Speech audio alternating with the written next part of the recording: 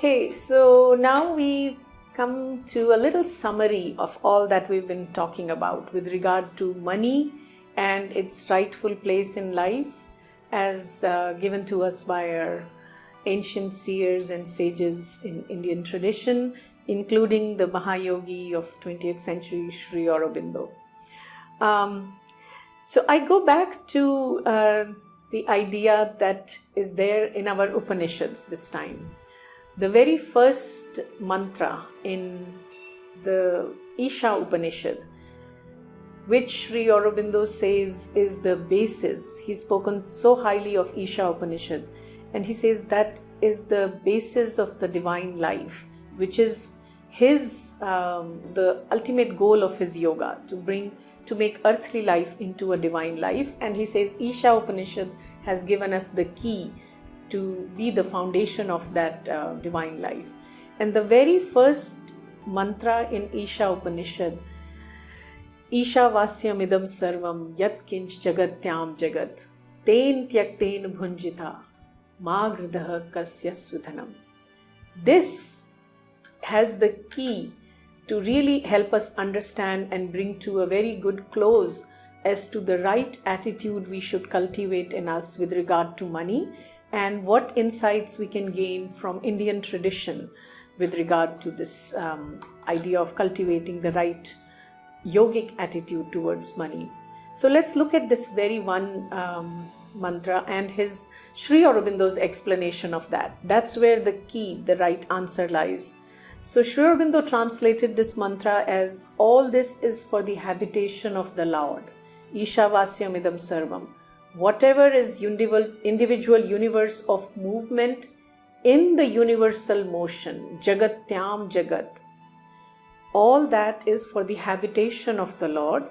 And the second line is, ten tyakten bhunjita, by that renounced thou shouldst enjoy.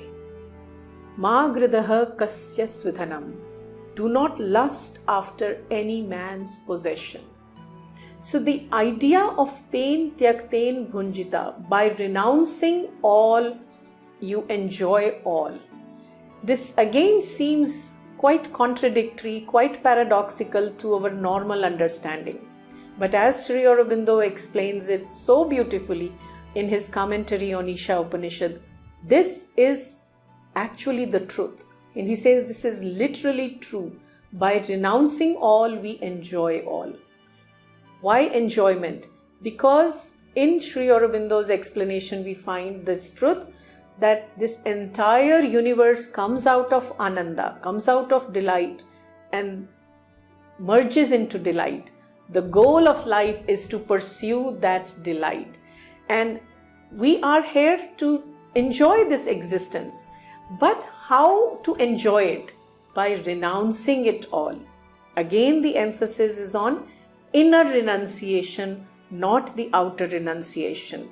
So the renunciation that the seer of Upanishad is talking about, and in our times Sri Aurobindo has given us an explanation in the most beautiful, rational sort of way, is that renunciation is not of some sort of a self-denial or suppression, but gradually working towards an inner renunciation that comes from liberation of the spirit from the clutches, from the prison of the egoism.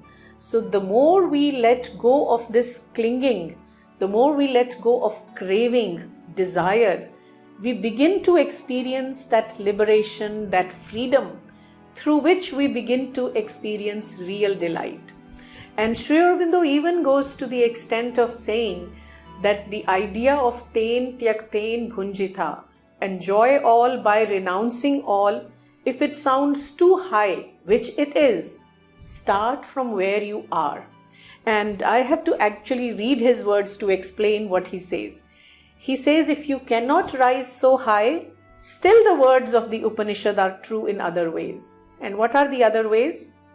He says, you are not asked to necessarily to give up the objects of your enjoyments.